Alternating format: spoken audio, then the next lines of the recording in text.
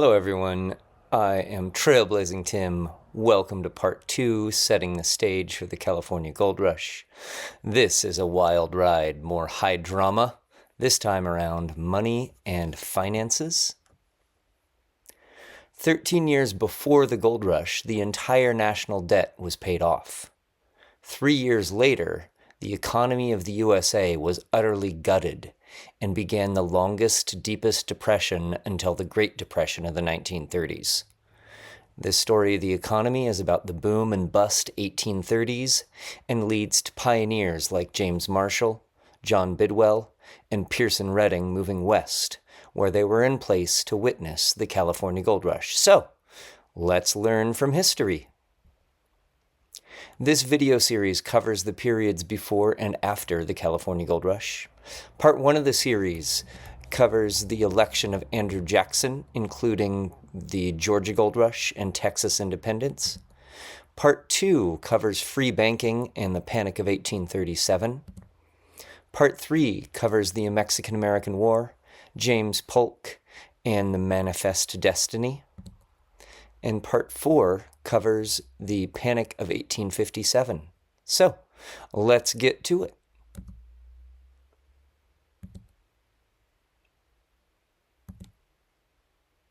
Let's look at the only time the U.S. paid off the national debt entirely, and why did multiple states and territories go bankrupt soon after. The big picture is that President Andrew Jackson was elected in 1828, and during his first term, he used the Bank of the United States, it was technically the second Bank of the United States, as a popular target of attack for the masses, and the public agreed. The elites in Washington and New York knew what purpose the bank served, to stabilize the money flow, and the renewal bill to keep the bank going passed through Congress. But Jackson was a populist politician and knew that the common people felt that banks make the rich richer. So he vetoed the charter renewal in 1832. And eventually the central bank stopped by 1836, and the free bank era began. The economy collapsed soon after. Let's start with some basics of economics. You make more money by growing your market or growing your resources. You can also increase your efficiency in your current market and current resources, and that makes you more money. You can actually create more money, more valuable goods and services in your economy by building things. Public infrastructure projects like new roads and canals and dams cost a lot of money, but eventually they pay back that money through taxes on new businesses in the newly accessible areas and for tolls to use the services and projects provided. Those provide access to new resources and better movement of current resources. States did this a lot in the 1820s and 30s. Governments pay for giant infrastructure projects by borrowing from banks and businesses, and they promise to pay back based on the idea that the project will expand the economy and increase trade by allowing access to more resources or better movement of current resources. Real-life example is the Erie Canal. The Erie Canal connects Lake Erie through to the Atlantic Ocean, and it was a huge success in 1825.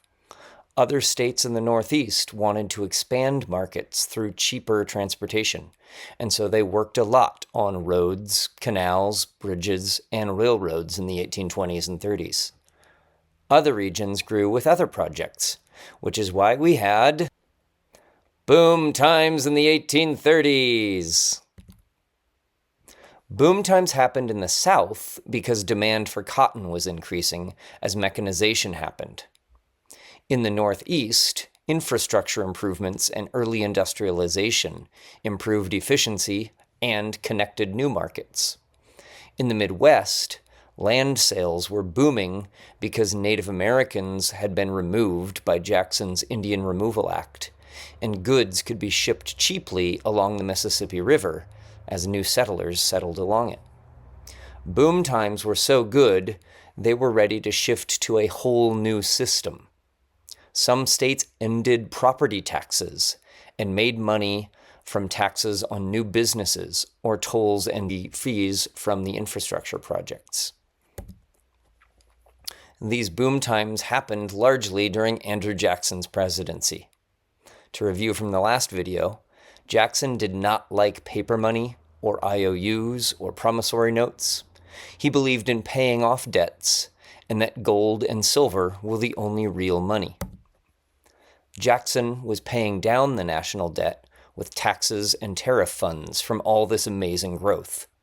High growth in every region of the country meant that foreigners wanted to invest, and Americans were happy to accept their money. Getting credit was easy in this booming economy. We have a lot of resources, and we are getting even more resources. We are making lots of money. America is a great place to make money in the early 1830s. Boom times mean we can pay off the national debt, and there will not be any new debt if we eliminate the national bank. This was a major goal of President Andrew Jackson. So Jackson used the bank as a popular target of attack for the masses, and the public agreed. Banks make the rich richer. Jackson believed that really you, meaning mostly white men, should work hard, buy what you can afford, and make money selling things that have appreciated in value, mostly land. Step one of the plan to pay off the debt was done when Jackson vetoed the renewal of the Bank of the United States in 1832. That meant that the U.S. government could not borrow money. No borrowing means no more debt, so we can get out of the debt we are already in, and we won't have any new debt created. This was the action that was taken. What would be the consequences? Taking away a bank actually takes away one of the tools that a government uses to manage finances.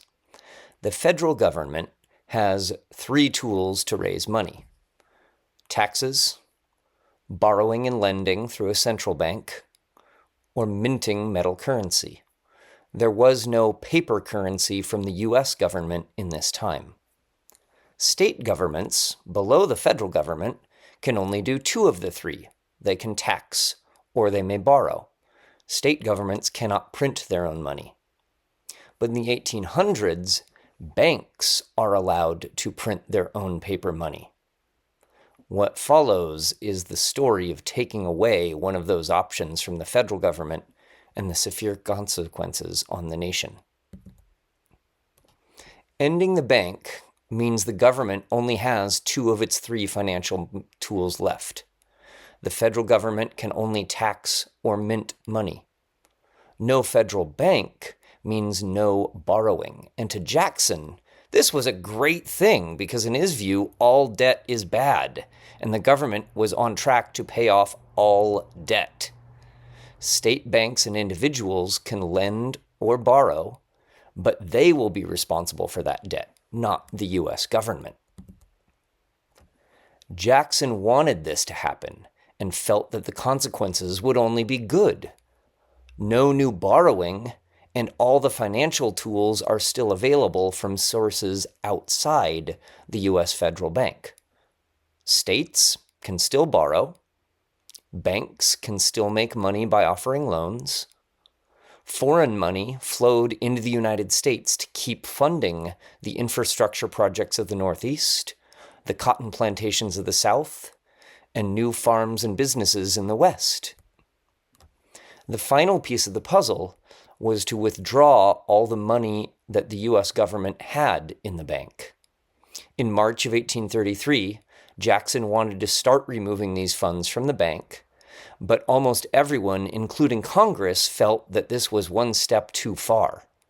The charter is already going to expire during Jackson's term, so why do all of this early? By law, Deposits could only be removed if the Treasury made an official finding that they were unsafe there and reported this to Congress. But the bank had $79 million in assets and only $37 million in liabilities. It is a very sound bank. The House had recently investigated and found the bank safe. But Jackson wanted to accomplish this project, so he shuffled the cabinet. He put the man in charge of the bank, Treasury Secretary McLean, over to the State Department, and he moved his State Department secretary to Paris as an envoy, and then he put the known critic of the Bank of the United States, William Duane, as the new Treasury Secretary. Duane was like Jackson, against the bank. He supported the end of the bank charter, but felt deposits were safe there until it ended. He even wrote that removing deposits to other banks was reckless and would lead to more speculation and printing of paper money, which is exactly what Jackson was trying to stop. This position surprised Jackson, who said that Duane was there to be a figurehead, just to do Jackson's bidding. Duane cited the discretionary power in the Constitution and said actually he was responsible. In September, Jackson dismissed Duane and put Roger Taney in as acting Treasury Secretary, while he was still serving as Attorney General. Taney did as Jackson asked. He removed funds, and the government account was empty by the end of 1833. Taxes and tariff funds that the government received were put into pet banks rather than the Bank of the United States. The Senate had flipped control in 1834, and they were not happy with this. The House was controlled by the President's Party, so would never bring articles of impeachment. But the Senate voted to censure the president for the only time in U.S. history. Meanwhile, the total number of banks doubled from 1832 to 1837, which is the opposite of what Jackson wanted. More banks means more bankers will make the rich richer.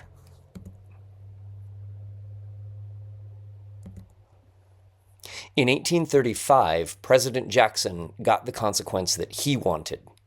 He was able to pay off the national debt, the only time in U.S. history, by selling off land cleared by his Indian Removal Act in the West, leading to a land investment bubble, and by keeping the tariff on British manufactured goods. The Treasury put all of the tariff and the tax money into state and local banks, since there was no longer a federal bank in Philadelphia. Real specie, meaning gold and silver coins, put into banks allows them to print lots of paper money to invest. Each bank printing their own money without an eye on the national level meant high inflation. Workers earned less, goods cost more, and the moneyed class invested everything in investment bubbles of land, cotton, and slaves. The money supply grew at a low rate of 2.7% per year from 1831 to 1833. Then it ballooned to 30% increase per year from 1834 to 1836. This was not the effect that Jackson and the hard money advocates wanted, but inflation and an uncontrolled money supply are what they got. Unintended consequences.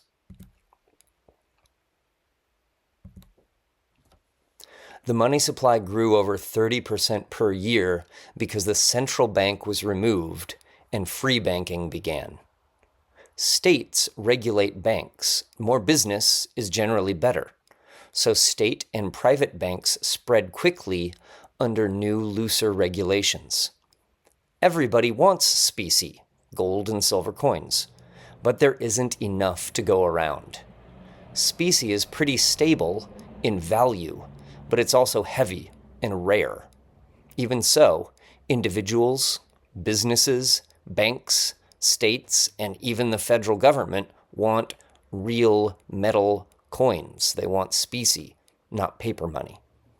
When there isn't enough specie to go around and the economy is growing really quickly and businesses are steadily making money, no one worries about specie. Use credit and paper money instead. Thousands of valid banknotes were in circulation. Additional types were fraudulent, and people used Thomson's banknote reporter and similar reporters to tell the difference. But all this meant that land value and inflation were out of control. Land sales were the single biggest source of income to the federal government in 1836, more than taxes or tariffs. Today, it is taxes on corporations and individuals. During the 1832 re-election campaign 4 years earlier, the fight with the vice president was over the tariff, and that was when tariffs had been 90% of the budget. But land sales quickly overtook this. President Jackson tried to fight the speculation and the inflation by requiring that large federal land purchases be made with silver and gold. No paper money allowed.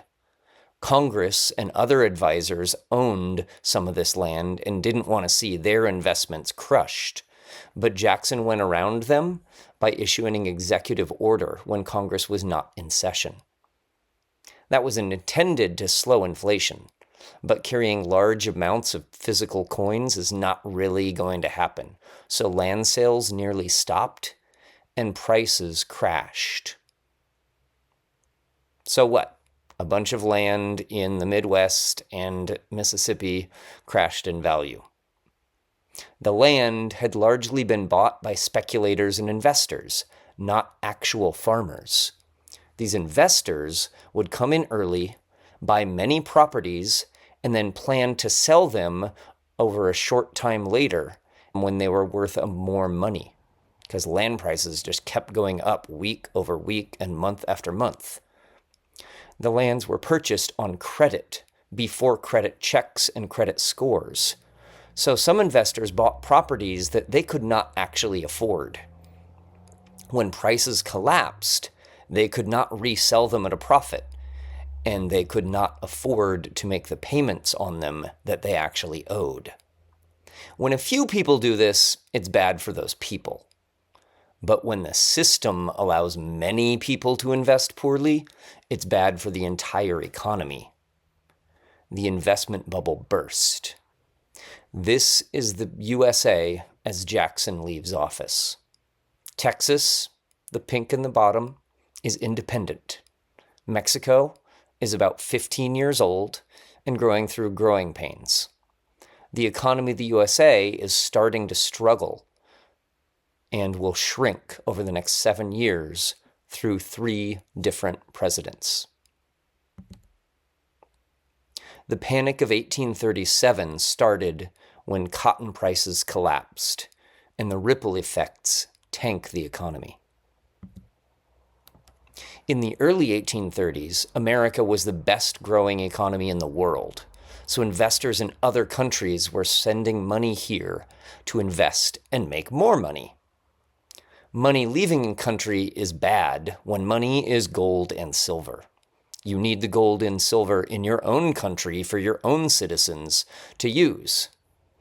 England was tired of this happening, so they raised their interest rates to stop money from leaving.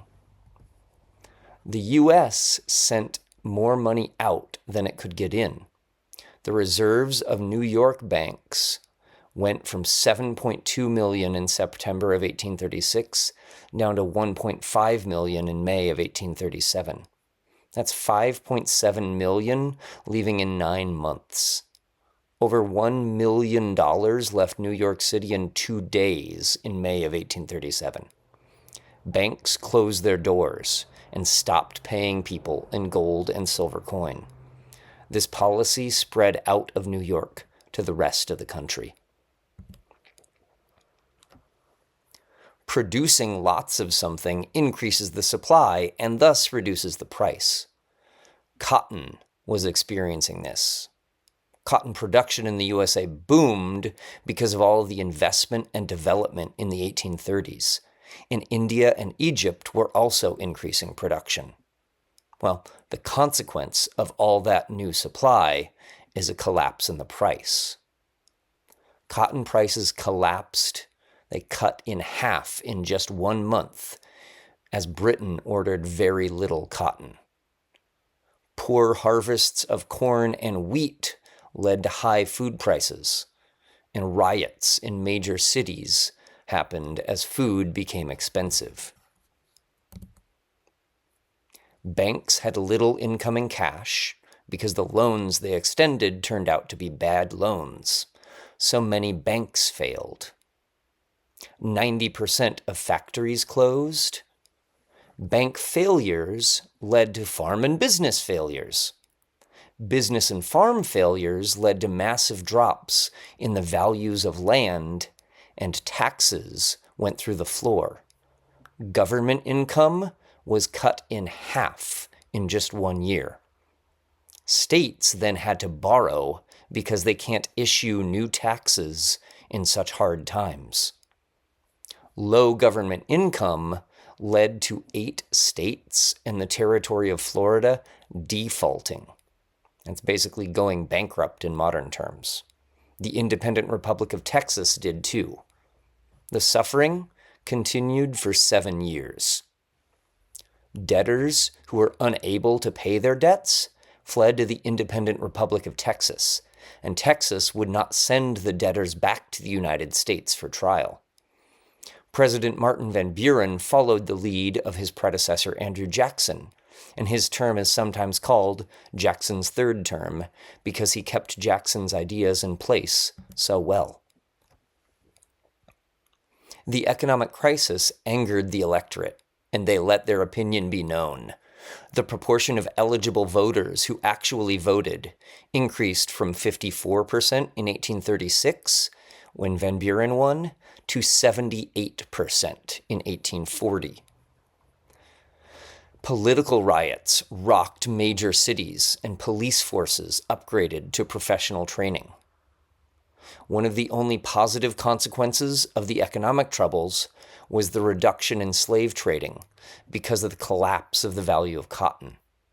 Cotton production had been expanded so much by all the growth and speculation that the value stayed low into the 1850s. People turned against banks, and many were severely restricted or completely outlawed in new states like California. That's right. Banks were not allowed in the gold rush era of California because of the Panic of 1837. Banks like Wells Fargo that we associate with the gold rush started out as other businesses, not banks. Bank and business failures were so rampant that an entire new industry was born. The first credit rating agency, Lewis Tappan's Mercantile Agency, would tell subscribers credit information on businesses in other communities. This was a 7-year depression. The panic lasted through 2 terms of 3 presidents. Much of the crisis occurred under Jackson's vice president and hand-picked successor, Martin Van Buren, who was president from 1837 to 1841. Jackson's policies had tanked the economy. Van Buren kept them in place and wasn't able to recover the economy, and so the opposition party won the next election in 1840. William Henry Harrison died 1 month into office. Yes, that president. Vice president under him was John Tyler, and he finished the term from 1841 to 1844, and he was also unable to really recover the economy. U.S. finances were the definition of poorly run at this time. The Panic of 1837 and its fallout is even in Charles Dickens' works, like A Christmas Carol. A Christmas Carol was published in 1843 after 29-year-old Charles Dickens and his wife toured the USA and Canada for almost 6 months in 1842.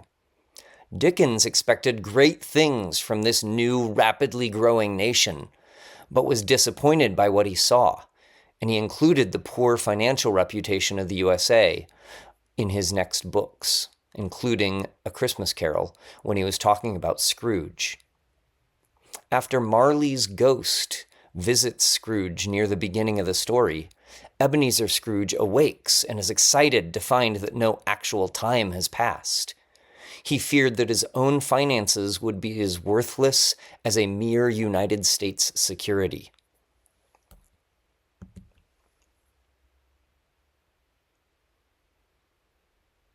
The only way out is through. Politicians were kicked out and new ones elected at the local, state, and federal levels in the 1830s and early 1840s. The new ones came up with the same general idea as the old ones. We need to raise taxes and expand the economy. Taxes would go to the new independent treasury, the system that sort of replaced the Bank of the United States.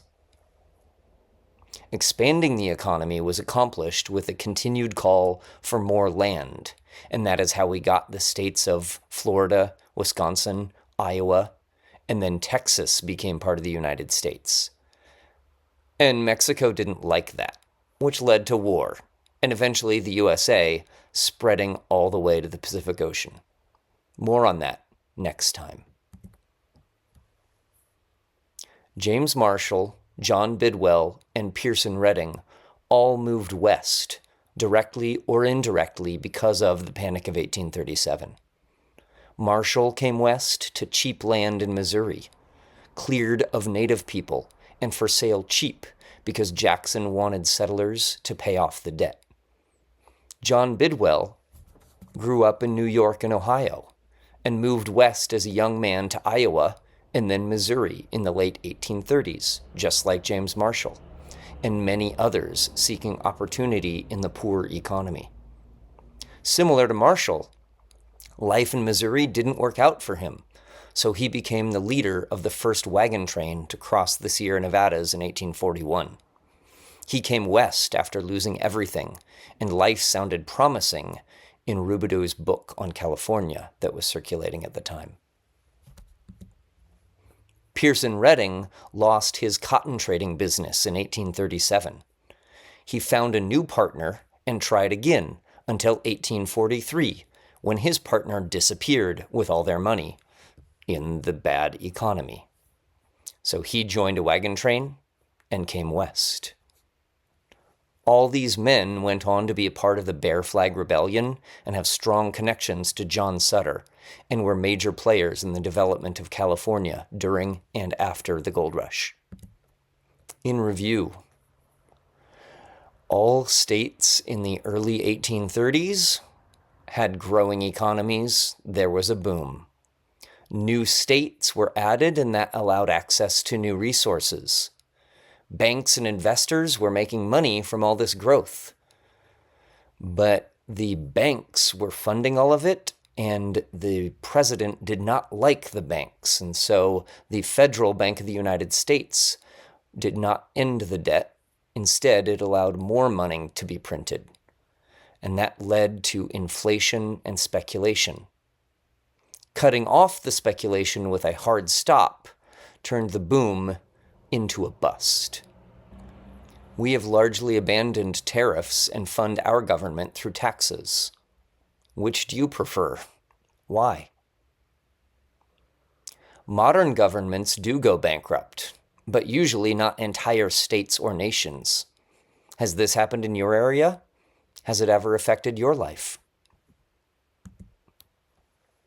Thanks for learning about the past. Please use this knowledge to make a better future.